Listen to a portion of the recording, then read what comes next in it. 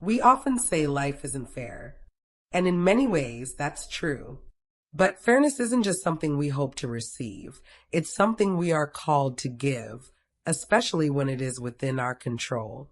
Be fair to yourself. Be fair to others. I recently came across a story that stayed with me. A mother had her adult son sign a power of attorney, but when it was reviewed, it sounded far more like guardianship, giving her control over his finances, his decisions, even what he was allowed to sign.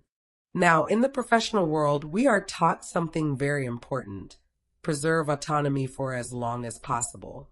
That's why, when guardianship is truly needed, it must go before a judge.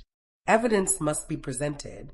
The system requires proof, because taking away someone's independence is not a small thing. It is life-altering. And yes, the system is not perfect. But in this case, a professional, your child support bestie, did what fairness required. She asked questions. She reviewed the documents. She advocated. Because fairness is not passive. Sometimes fairness requires you to stand up. Sometimes it requires you to challenge what doesn't feel right. Sometimes it requires you to be assertive, even when you're afraid of the consequences. And that's where many of us struggle. We hesitate. We worry about backlash. We wonder, what will happen if I speak up?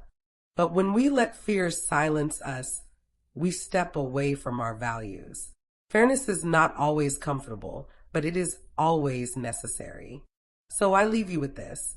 Live according to your values, not your fears. Protect your voice and the voices of others. And when the moment comes where you can choose fairness, choose it boldly. My dear ones, the world may not always be fair, but you can be. Thank you for listening. You can find us on Facebook and other platforms for many more emerging stories. Sometimes we post several times a day. Let us know what stories you would like to hear. Grant thy favor, subscribe, say hello, and return for the next tidings of the realm.